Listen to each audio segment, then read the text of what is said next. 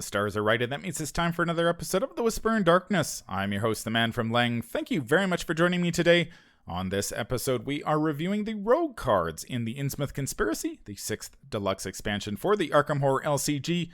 There are spoilers throughout if you care about that sort of thing. If you enjoy what you hear, remember to like, comment, and subscribe.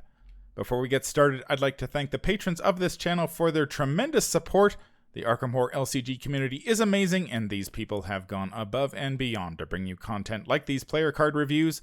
If you'd like to support the channel and see your name up on this list, head over to patreon.com, sign up for a tier of your choice, and claim your rewards. That would be awesome. Without further ado, let's get started. The first rogue card in the pack is 25 Automatic. It is a 4-cost asset with an agility skill icon, the item, weapon, firearm, and illicit traits. It is fast and uses 4 ammo. It has the action spend 1 ammo, fight. If this attacked enemy is exhausted, you get +2 combat and deal +1 damage for this attack. This takes up a hand slot. So this goes in pretty much any rogue except Preston can take this. It's fast, of course, and it synergizes nicely with Trisha's response.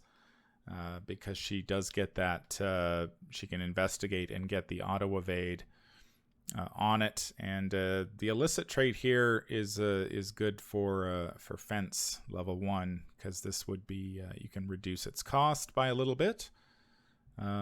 Unfortunately, it's useless unless the enemy is exhausted. Yeah, you're like you read it at first, you're like, wow, +2 and a +1 damage, that must be amazing, and then you have to go, oh, right, you have to evade the enemy first. So it's like you want a card like this for Tony, but this is definitely not a Tony card. This could be a decent Finn card. Yeah, I was thinking Finn as well, because he does get that free evade action, so you're not having to waste an action just to evade an enemy. And he can find it with smuggled goods as well. Now this also, does it sort of synergize with Cheap Shot? I believe so. Because you could Cheap Shot an enemy, and so you deal it a damage and get the auto evade on top of it, and then you can fire away with the 25 Automatic. So that makes Cheap Shot a little more valuable than. Sort of had a love-hate relationship with that card. I know some people swear by it, and Yeah, or you could Stunning Blow as well. Yeah, so there are options to evade an enemy, so you can fire on them. I mean, if the enemy is evaded, this is probably one of the best rogue weapons available. It's almost one of the best weapons if that's the case. I think, because it's fast and it gives you a sizable boost and damage bonus. So.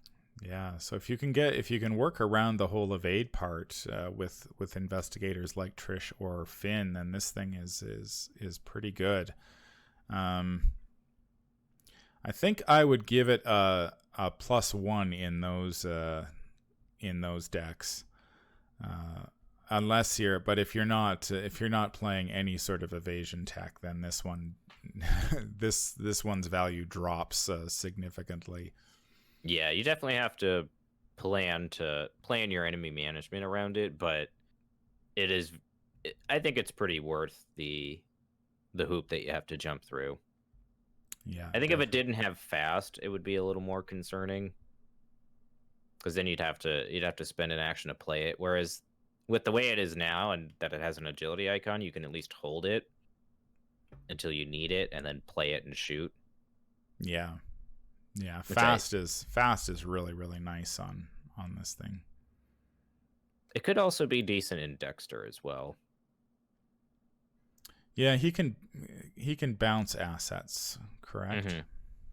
Yeah, and he discards them, but he could evade something with like a missed charge and then shoot it. Right. Yeah, so yeah, it does have I think players will discover some tricks that they can do with this thing, and like I said, it's a very, very good weapon if you can get the enemy exhausted, and so if you're playing in multiplayer, I think there's like if you have a dodge tank or something like that who's dodging the enemies and then somebody following up with this thing, you're doing pretty well. Yeah, I think this card's pretty good. Yep. I think I'd give it a 0 to +1, I think. Yeah, so a good start for the rogues. The second rogue card is Dark Ritual. It is a 1-cost asset with an intellect skill icon. The Ritual and Cursed traits seal up to 5 cursed tokens, and it has the forced effect. At the end of the Mythos phase, you must either spend 1 resource or discard Dark Ritual. It takes up an arcane slot. Man, talk about a dud. I don't think there's anything that you can say that's nice about this card. This is not the Dark Ritual I grew up with. I'll tell you that much. No, it's not the Dark Ritual I grew up with either. I remember playing that card many a time to bring out my Hypnotic Spectre turn 1 and wrecking my opponents. But this one is. Yeah. I mean, I guess you can play it for free with Uncage the Soul. Dexter can play it for free too with his ability. I mean, it takes up an arcane slot. It's got the ritual trait, so again, it's a sign magic candidate. But it ties up the arcane slot in both Safina and Dexter. And I'm not sure that you would that it's definitely not worth an arcane slot compared to what takes up the arcane slot. And assets in this game that have upkeep costs, we've seen Hired Muscle way back in the Dunwich Legacy, and then Treasure Hunter, I believe, was in the Forgotten Age. And those cards with upkeep costs in this game just don't see play, even in rogues who typically have the resources to play it. Yeah, I guess if you're really worried about the curse tokens, but again, the curse tokens are like if you're not going all in on cursed, then this thing you don't need to play it. And then even if you are going in on cursed, there's got to be better ways to leverage the curse tokens than just seal them away. Mm-hmm. There's got to be better. Agree. There's got to be better tech coming than this. This is basically like seal all the curse tokens and pay for it. That's all it does. Like, why? I just don't understand what the. There's got to be better ways to. We're gonna get better ways to leverage curse tokens in future packs. Yeah. I think if you're adding curse tokens to the bag, you're not worried about drawing them, and this is just. I get why it exists, but I don't like it. I guess. And this card's a huge stinker. This is, I think, probably going to be the only tentacle. Spoilers, but yeah, I give this a straight tentacle.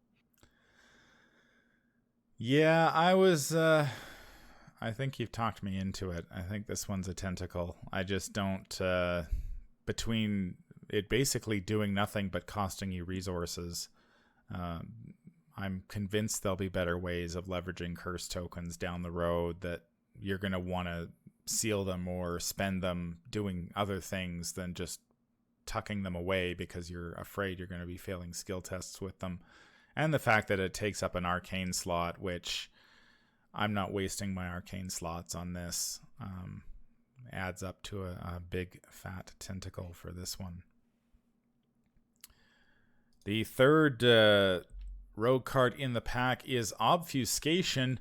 This is a 2-cost asset with an combat skill icon, spell trait, fast, uses 3 charges, and it has the response. When an enemy makes an attack of opportunity against you, spend 1 charge, cancel that attack. It seems like attacks of opportunity may be a theme in the Innsmouth Conspiracy deluxe expansion and possibly the campaign. it synergizes with Trish's response. So if she is engaged with an enemy, she can use this to investigate, then mitigate the attack of opportunity and get the evade. I believe synergizes, of course, with all the cards that go with the spell trait. So you can find this with Arcane Initiate, Familiar Spirit, Knowledge is Power. You can recharge it. Twyla can dump a bunch of charges on this thing if you need to. Plays for free with Uncage the Soul. It's one resource if Dexter uses his ability on it. The only thing that I don't really like about it is that it ties up an arcane slot. Yeah, I would agree. I could see it being pretty useful in Trish, because I think Trish will probably have the slots to spare, and Dexter I could see some use into, depending on how you build the Dexter deck, because once you use it, you just pitch it to something else in Dexter, so it's pretty good. Canceling attacks is probably better than healing most of the time, especially in this form, because you get to do it as a response, so you don't have to spend actions like Book of Psalms, for instance. 3 uses, I think, that's pretty good. It's pretty generous, I would say, and the art is excellent too. Yeah, I mean, you compare this with Hand of Fate that we looked at in the Guardian cards, and it's like that one costs 3 and you cancel 1 attack. This one is fast and you get to cancel 3 attacks with it. I know which one I would much rather have. Yep, me too. So what would you rate this card? I'm going to be optimistic and give it a +1. I think it's going to find a home in Trish for sure, and then I think other investigators would possibly like it as well. I am worried about the arcane slot. When I play solo, I tend to find my arcane slots go to main, really go to like Shriveling and Clues, like Rite of Seeking and Sixth Sense, and I find it hard to slot in cards like this, but the ability to cancel a bunch of attacks is pretty helpful. Again, you can use Sign Magic to get yourself an extra arcane slot to dump this into if necessary. I haven't played Sign Magic because I tend to find it to be very slow. Mm-hmm. But I think in investigators who, like, Dexter's on the card, so it seems like Dexter should definitely get some use out of this, and Trish as well. Yeah, another thing that I like about this card too is that it lets you play in a different way. You know, you can play this at the beginning of your turn when you're engaged with an enemy, and then play a weapon, and then cancel the attack, and then shoot it. Yeah. So it allows you to be more flexible as well with how you plan your turns out. Yeah, I think I'd give this a +1 too. I think this is a card worth playing and trying out and seeing how it goes for you.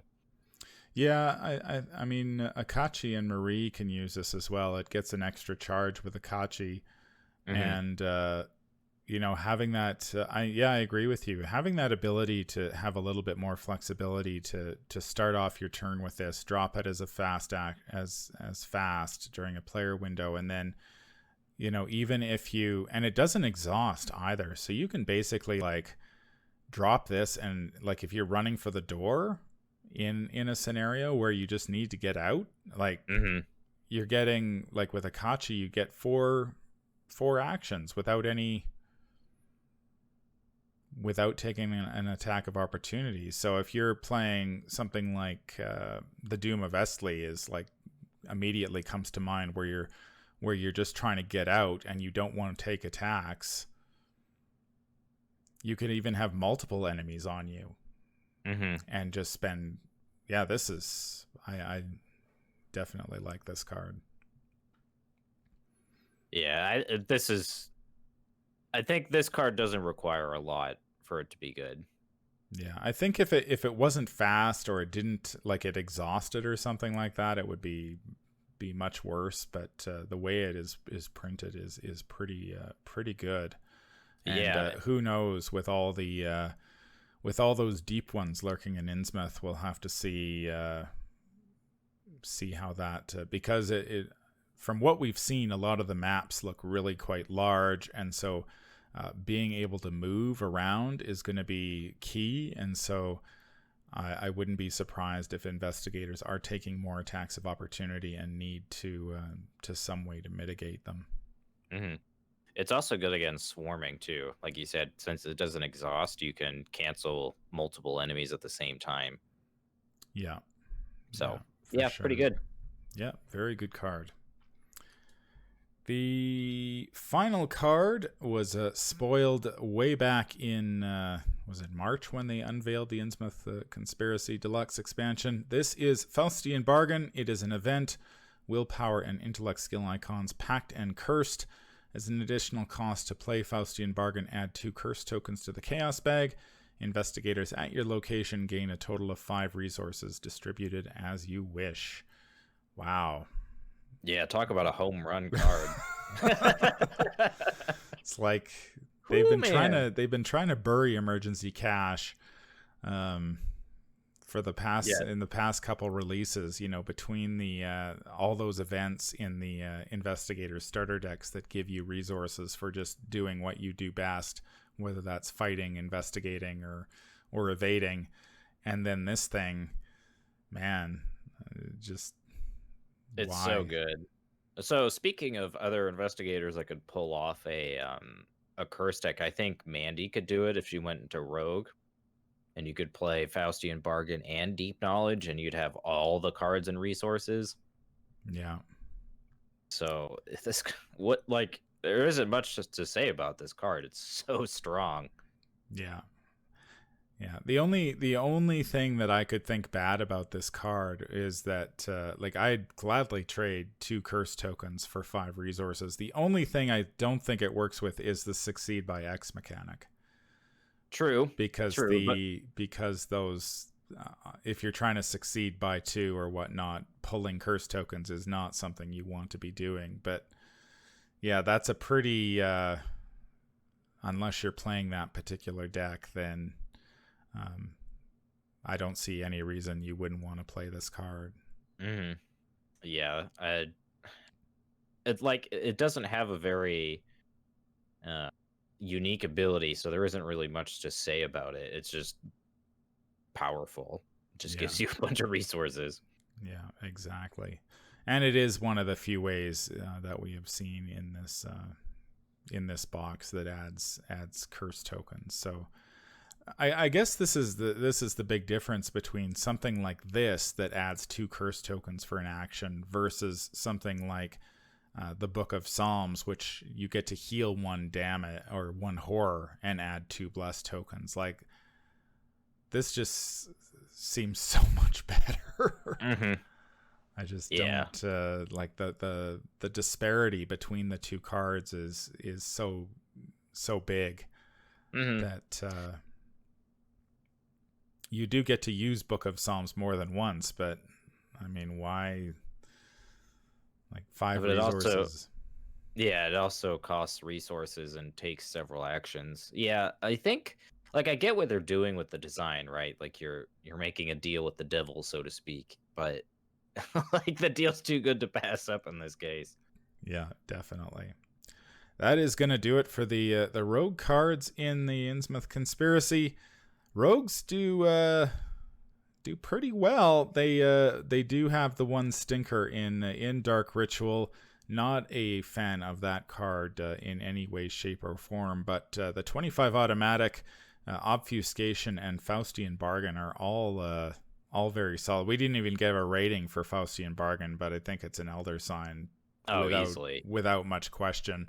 It's on the card. I mean, yeah, exactly. It's that's just the designer's way of telling you, like, this one's a winner. You need to be playing this card. Look, it has an Elder Sign on it. So the 25 automatic definitely is gonna, I think, in the right deck, it could really shine. Obfuscation is going to be also very nice, and of course this thing is just a monster in resource generation. Dark Ritual, I just think it's never gonna see play because there's gonna be better cards that come along that use those curse tokens in a much more beneficial way than draining you of resources, which is basically what it does at this point. It's just like, put a bunch of curse tokens in the bag so you can drain your own resources. Mm-hmm. Thanks. Yeah, and well, there's even a Mystic card that we'll talk about later that I think is a better way of using curse tokens than this. So that's going to do it for this episode. If you enjoy what you hear, remember to like, comment, and subscribe. If you need to contact me, I can be reached at manfromlang@gmail.com. I am also on Twitter at manfromlang. Until the stars are right, keep your shotgun close and your elder sign closer. Take care out there, and happy investigating.